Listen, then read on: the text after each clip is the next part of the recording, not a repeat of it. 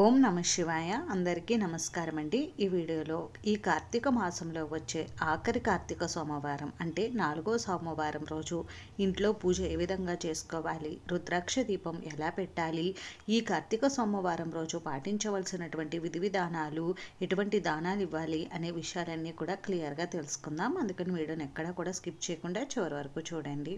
మాసాలలోకెల్లా అత్యంత పరమ పవిత్రమైన మాసం ఈ కార్తీక మాసం. కార్తీక మాసంలో ఆచరించే పూజ, వ్రతం, దానం, ఉపవాసం, స్నానం ఎన్నో రెట్ల ఫలితాన్ని ఇస్తుంది. కార్తీక మాసం నెల రోజులు పూజలు ఆచరించలేని వారు కార్తీక మాసంలో వచ్చే కార్తీక సోమవారాలు, ఏకాదశి, ద్వాదశి, పౌర్ణమి తిథులు యందు ఆ శివకేశవులను పూజించడం వలన విశేషమైన ఫలితాలు కలుగుతాయి. పరమేశ్వరుడికి ఎంతో ప్రీతిపాత్రమైన ఈ కార్తీక మాసంలో స్వామివారికి ఎంతో ఇష్టమైన కార్తీక సోమవారం రోజు స్వామివారిని పూజించడం వలన స్వామివారి అనుగ్రహంతో పాటు అష్టైశ్వర్యాలు, సిరి సంపదలు కలుగుతాయి. ఈ కార్తీక మాసంలో ఆఖరి కార్తీక సోమవారం 2025 నవంబర్ 15 వచ్చింది. ఈ రోజు సూర్యోదయానికి పూర్వమే నిద్రలేచి ఇంటిని శుభ్రపరచుకుని తలస్నానం ఆచరించాలి. కార్తీక సోమవారం రోజు ఆచరించే కార్తీక స్నానం విశేషమైన ఫలితాలను ఇస్తుంది. ముందుగా నిత్య పూజ, తులసి పూజ, దామోదర పూజ నిర్వహించుకోవాలి. ఆ తర్వాత పరమేశ్వరుడికి పూజ నిర్వహించుకోవచ్చు. స్వామివారికి పూజా మందిరంలోనైనా చేసుకోవచ్చు, లేదు అంటే ప్రత్యేకంగా పీఠం ఏర్పాటు చేసైనా చేసుకోవచ్చు. పూజా మందిరంలో చేసుకునేవారు నిత్య పూజతో పాటుగానే స్వామివారికి కూడా పూజ చేసుకోండి. లేదండి మాకు దామోదర పూజ అవి చేసుకోవడానికి టైం పడుతుంది అనుకునేవారు ముందుగా నిత్య దీపారాధన చేసి దామోదర పూజ పూర్తి చేసుకుని ఆ తర్వాత పరమేశ్వరుడికి పూజ చేసుకోండి. ప్రత్యేకంగా పీఠం ఏర్పాటు చేసుకుని పూజ చేసుకుంటాం అనుకునేవారు పీఠం ఏర్పాటు చేసే చోట శుభ్రం చేసుకుని పసుపుతో అలిగి బియ్య పిండితో ముగ్గు పెట్టుకుని ఒక పీట తీసుకుని పీటకు కూడా పసుపు రాసి బియ్య పిండి కుంకుమతో బొట్లు పెట్టుకుని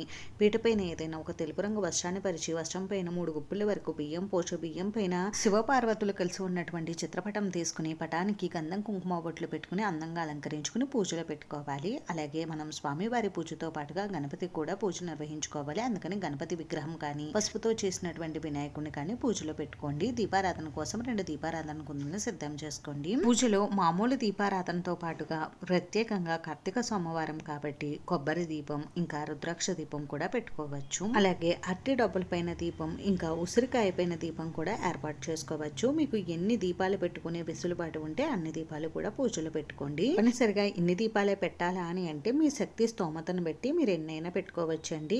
ఇవి ఏమి ప్రత్యేకమైన దీపాలు పెట్టలేమనుకునేవారు ఈ పూజ కోసం 2 దీపారాధన కుందుల్ని సిద్ధం చేసుకోండి. నేనైతే ఈ పూజలో రుద్రాక్ష దీపాన్ని కూడా ఏర్పాటు చేసుకుంటున్నానండి. రుద్రాక్ష దీపం పెట్టుకోవడం కోసం ఒక ప్లేట్ తీసుకుని ప్లేట్లోకి బియ్య పిండి తీసుకుని ఈ బియ్య పిండిలోకి కొద్దిగా బెల్లం తురుము, ఆవు నెయ్యి వేసుకుని బాగా కలుపుకుని ఆ తర్వాత వాటర్ పోసుకుని చపాతీ ముద్దలా కలుపుకోవాలి. ఆ తర్వాత ఒక పిండి ప్రమిదను అయితే సిద్ధం చేసుకోవాలండి.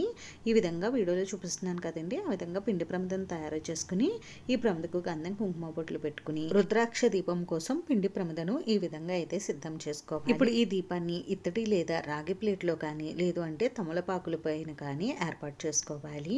దీపాన్ని మనం బియ్యం పైన కూడా ఏర్పాటు చేసుకోవచ్చు. మీకు ఏ విధంగా నచ్చితే ఆ విధంగా ఏర్పాటు చేసుకోండి. ఆ తర్వాత ఈ ప్రమిదలోకి నిండుగా ఆవు నెయ్యి పోసుకుని పువ్వు ఒత్తు అయితే 1 ఒత్తు వేసుకోండి, పొడుగు ఒత్తులు అయితే 3 ఒత్తులు వేసుకుని దీపాన్ని ఏర్పాటు చేసుకోవాలి. ఇప్పుడు ఈ దీపాన్ని మీ దగ్గర ఉన్నటువంటి పువ్వులతో అందంగా అలంకరించుకోండి. మనం రుద్రాక్ష దీపం అన్నాం కాబట్టి ఈ దీపం దగ్గర ఇలా రుద్రాక్షను కూడా ఏర్పాటు చేసుకోండి. మీ దగ్గర ఎన్ని రుద్రాక్షలు ఉంటే అన్ని రుద్రాక్షలు ఈ దీపం దగ్గర పెట్టుకోవచ్చు. నా దగ్గర 1 రుద్రాక్షే ఉందండి.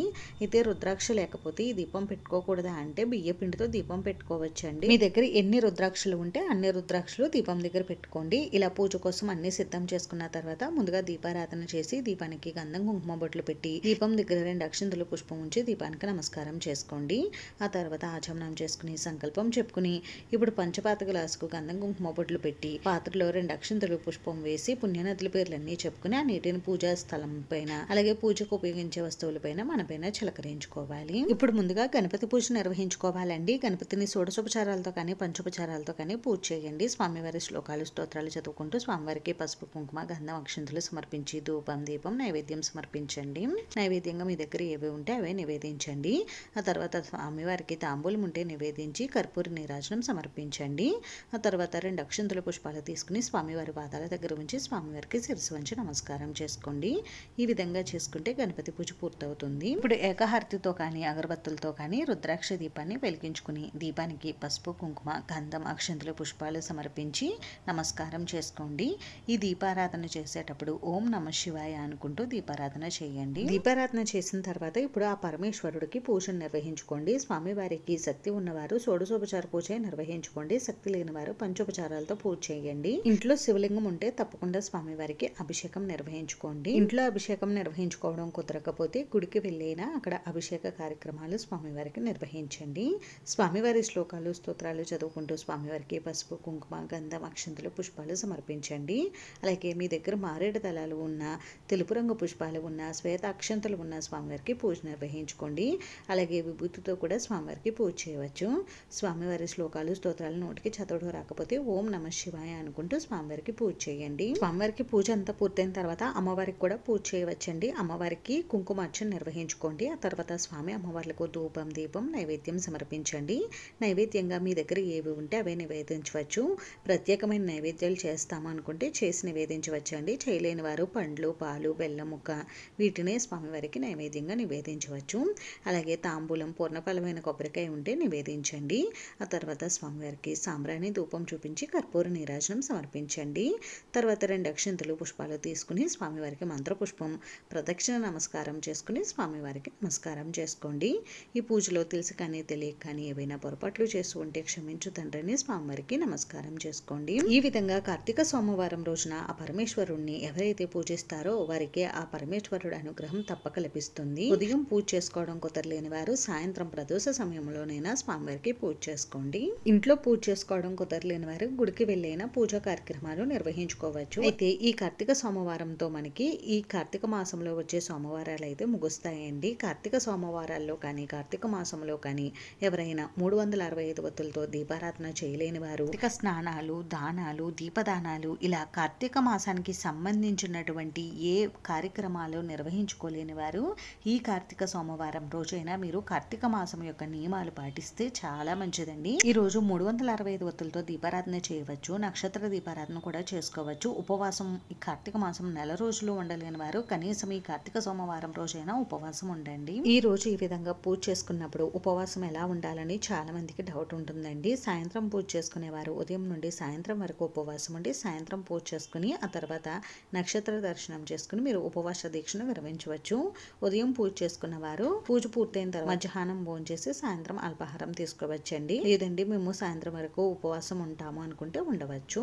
మీరు మీ శక్తిని బట్టి ఉపవాసం అయితే ఉండండి. ఈ రోజు నాన్ వెజ్ ఉల్లి వెల్లుల్లి లాంటివి తీసుకోకూడదండి. అలాగే బ్రహ్మచర్యం తప్పకుండా పాటించాలి. కార్తీక సోమవారం రోజున ఇలా రుద్రాక్ష దీపారాధన చేయడం వలన మనకున్నటువంటి ధర్మబద్ధమైనటువంటి కోరికలన్నీ కూడా శీఘ్రంగా నెరవేరుతాయి. ఉదయం ఈ పూజ చేసిన వారు సాయంత్రం చీకటి పడకుండా పూజాపీఠాన్ని కదిలించవచ్చండి. సాయంత్రం పూజ చేసిన వారు మరుసటి రోజు మంగళవారం వస్తుంది కాబట్టి మంగళవారం రోజు కూడా స్వామివారికి ఉదయం పూజ చేసి బుధవారం రోజు ఉదయం స్వామివారికి మళ్ళీ పూజ చేసి ఆ తర్వాత పూజాపీఠాన్ని కదిలించండి. పూజా మందిరంలో పూజ చేస్తే ఇటువంటి నియమాలు ఏవి కూడా వర్తించవు.